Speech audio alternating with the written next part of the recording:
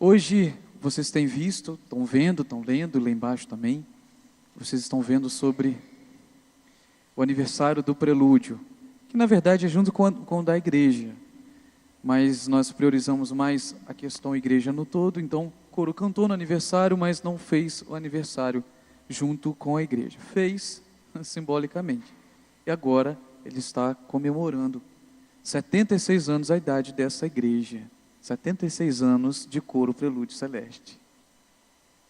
É pouquinho, né? Quantos aqui estão há 76 anos? Quantos estão aqui nem um ano? Milena, Bruna, não, Bruno já tem um ano, né? Tem um ano já, Bruno? Um ano. E tem 76 anos o coro.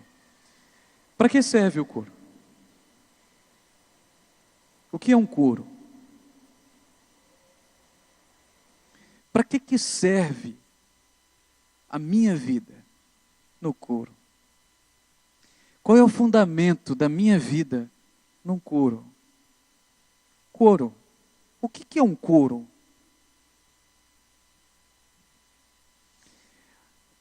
Para ser um coro não precisa cantar. Não precisa cantar mesmo. Coro é junção de vozes. Vozes que declaram, proclamam, revolucionam. É um grupo de vozes. Com função. E quem vai dizer essa função é a atitude de cada um. Não é verdade? Nós vamos abrir nossas Bíblias no livro de Atos, capítulo 9.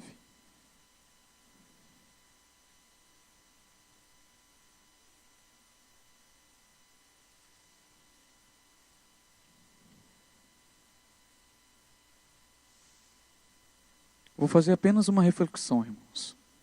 Podem ficar tranquilos.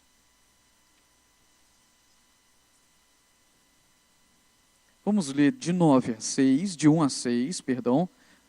Atos, capítulo 9, dos versículos 1 ao 6, e 22, 21 e 22.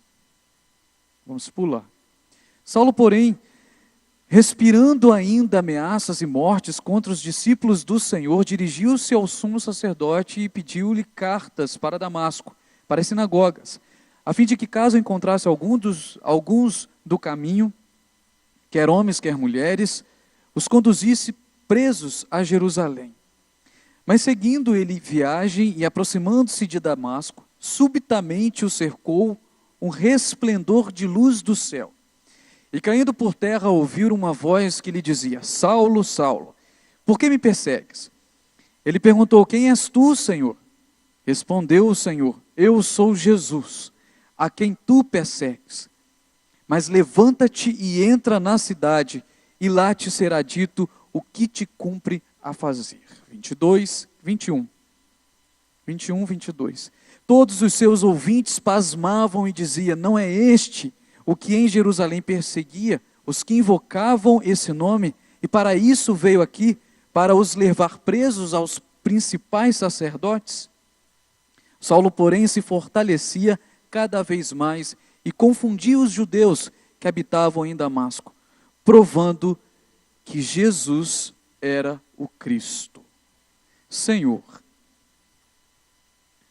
fale aos nossos corações. Fale aos nossos corações, Deus. Deus, mais uma vez, reconhecemos a Tua graça, a Tua misericórdia sobre as nossas vidas, porque sentimos isso.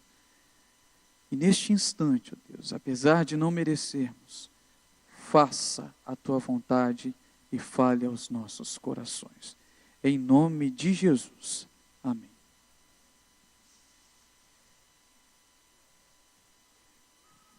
Nós às vezes segmentamos muito o reino. Temos, vou falar a área da música, nós temos a equipe de cânticos, nós temos o coro feminino que cantou hoje de manhã, o coro da igreja, temos o quarteto, havia um coro de jovens, mas tem outros segmentos. Grupo de evangelismo,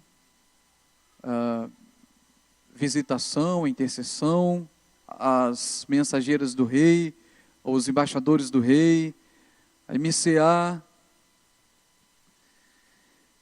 Isso é ruim? Não, não é ruim. De forma alguma. Isso é ótimo. Isso tem que acontecer. Por que essas coisas acontecem? Para dar função.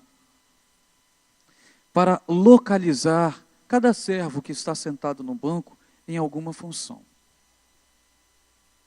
Paulo perseguia os cristãos. Paulo perseguia, prendia e matava os cristãos daquela época. Se a gente for parar para pensar hoje e a gente analisar esse contexto, eu vou dar um exemplo muito banal. Banal não pela pessoa, mas banal, mas por uma comparação que não tem tanto valor assim. Mas uma comparação simples. Fernandinho Beiramar. Você acha que Deus usaria Fernandinho Beiramar?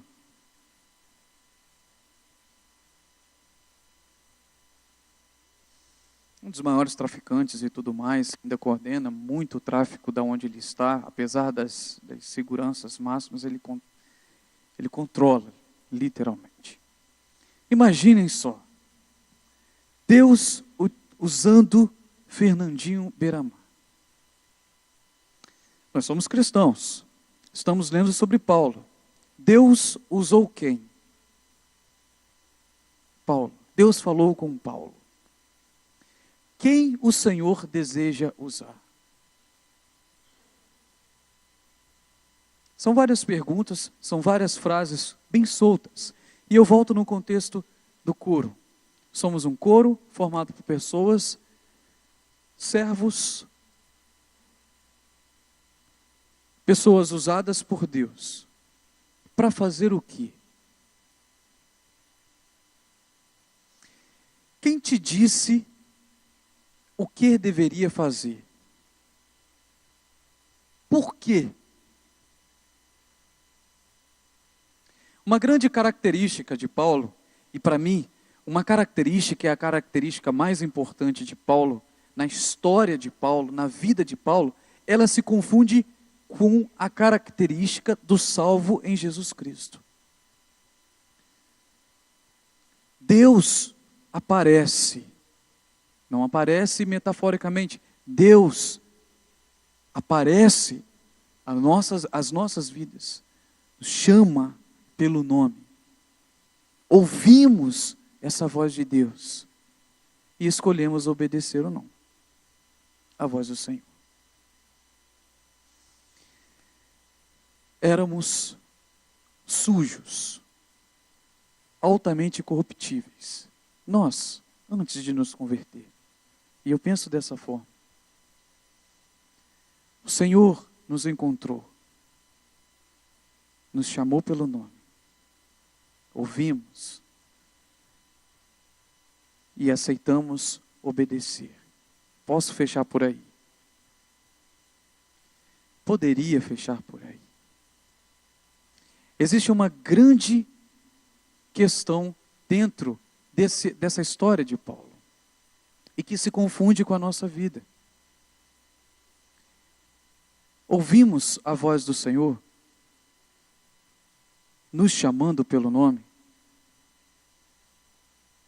Quantos de nós já ouviu a voz do Senhor? Ouviu, sentiu o som da voz do Senhor? Nos convidando a um quebrantamento ao Senhor.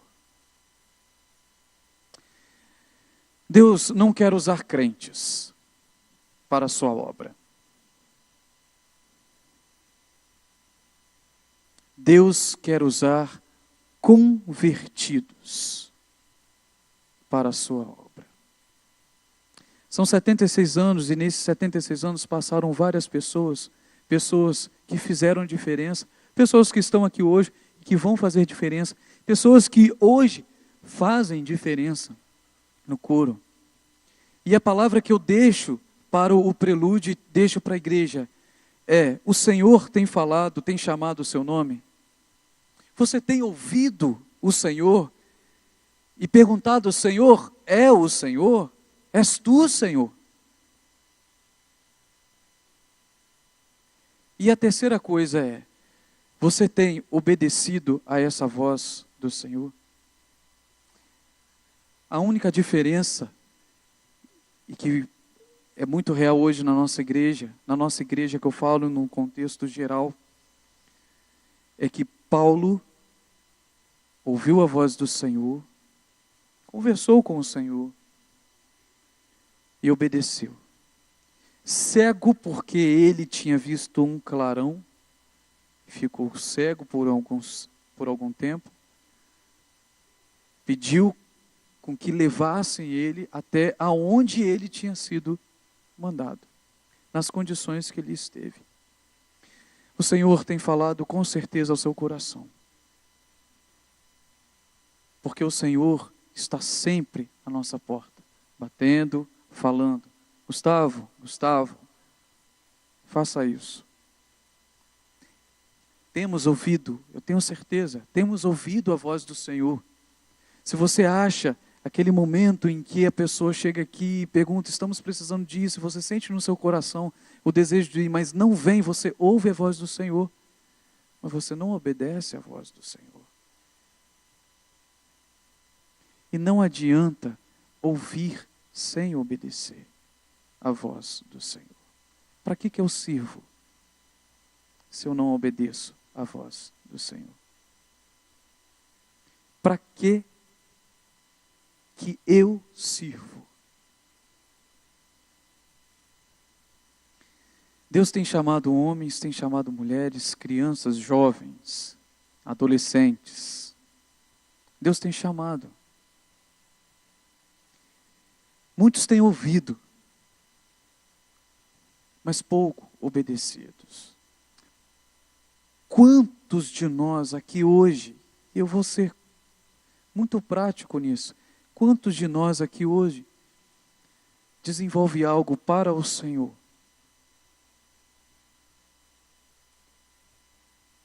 Servindo ao Senhor. Bem, algumas áreas aqui na igreja eu já falei que você poderia servir, mas quantos das pessoas que estão aqui e aqui têm se comprometido em servir ao Senhor? E eu vou falar uma coisa para vocês: cantar não é servir ao Senhor. Só será um serviço ao Senhor quando tiver utilidade ao Senhor. Se eu ganho almas para o Senhor. Se eu adoro e o poder daquilo que está dentro de nós consegue convencer quem estiver sentado. Fruto da adoração ao Senhor. Serviço ao Senhor.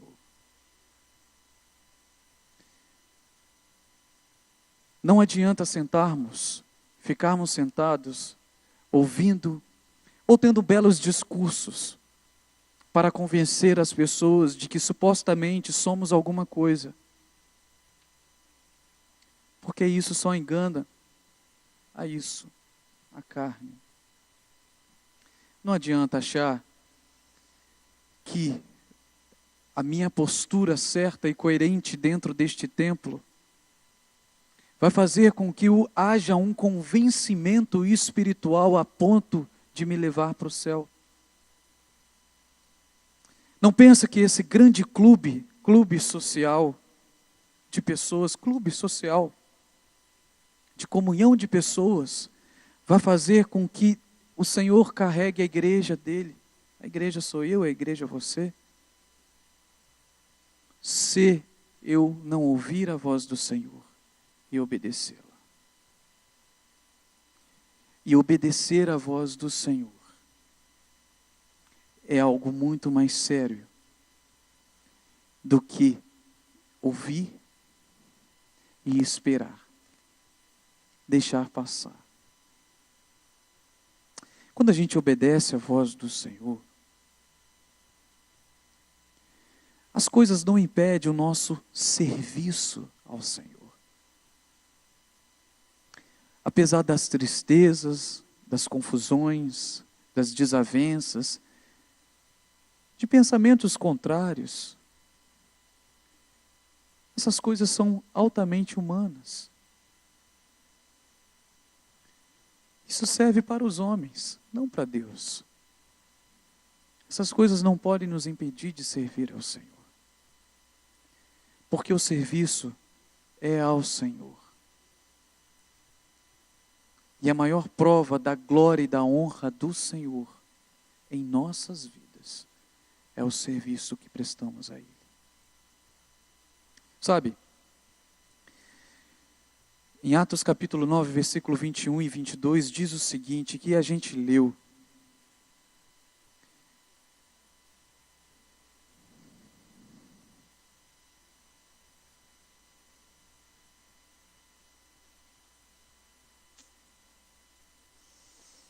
Todos os seus ouvintes pasmavam e diziam, não é este o que em Jerusalém perseguia os que invocavam esse nome? E para isso veio aqui, para levar os presos aos principais sacerdotes. Saulo, porém, se fortalecia cada vez mais e confundia os judeus que habitavam em Damasco, provando que Jesus Cristo era o Cristo. Se alguém do seu trabalho chegar aqui hoje neste templo e te ver sentado, qual vai ser a reação dele? Te ver aqui sentado, qual vai ser a reação dele? Isso daí, essas atitudes reconhecidas por outros, através da vida de Paulo, é prova da obediência de Paulo ao Senhor. Se nós não assumirmos um compromisso de obediência, tudo o que estivermos fazendo vai ser para Satanás. Se nós como igreja não estivermos ouvindo a voz do Senhor, e não apenas ouvindo, obedecendo a voz do Senhor, toda a igreja vai para o inferno com Satanás, porque adoramos Satanás. Se esses 76 anos foram de altamente serviços ao Senhor, com certeza o Senhor nos provará isso. Não buscando recompensa, mas estaremos ao lado do Senhor. Mas se foram 76 anos em que não houve serviço algum, serviço individual, com certeza foram 76 anos servindo a Satanás. E com certeza iremos para o inferno. Perceberam a gravidade?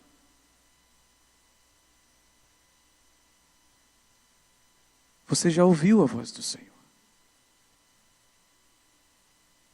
E obedecer é um papel meu, é um papel seu. Mas que só eu e você vai poder saber e fazer. A minha oração é que o Senhor fale comigo, que eu ouça ao Senhor em todos os momentos, mas que Ele me privilegie com a obediência dEle, a Ele. E que o Senhor faça a voz dEle ser ouvida por todos vocês.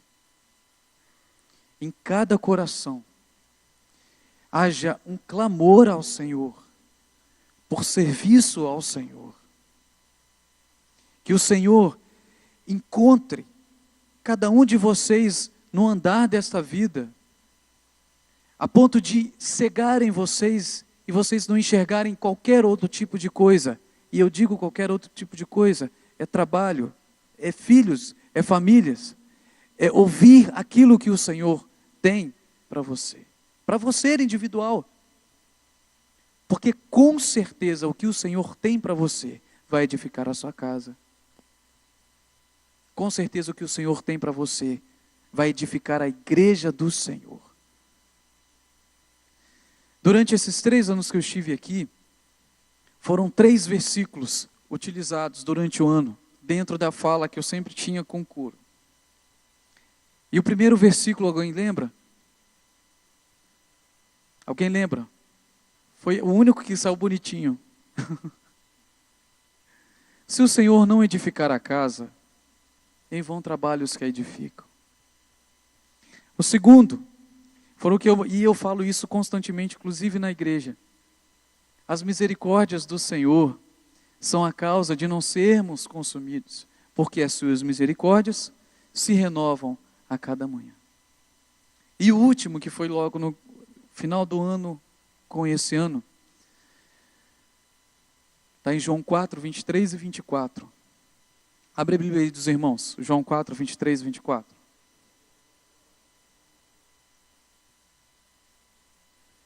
Vamos ler o texto completo, na íntegra.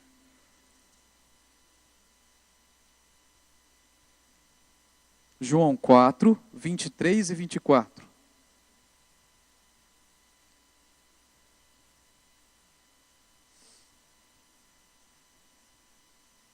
Leamos. Mas a hora vem, e agora é, em que os verdadeiros adoradores adorarão o Pai em espírito e em verdade, porque o Pai procura a tais que assim o adorem. Deus é espírito, e é necessário que os que adoram o adorem em espírito e em verdade. O que as pessoas testemunharam da vida de Paulo foi exatamente isso. A verdade e o estar em espírito, adorando ao Senhor. Que o Senhor abençoe a vida de vocês, as nossas vidas e a vida da igreja, colocando em nós o espírito inabalável dele, nos ungindo e capacitando-nos para que possamos desenvolver coisas do Senhor para a obra do Senhor. Amém?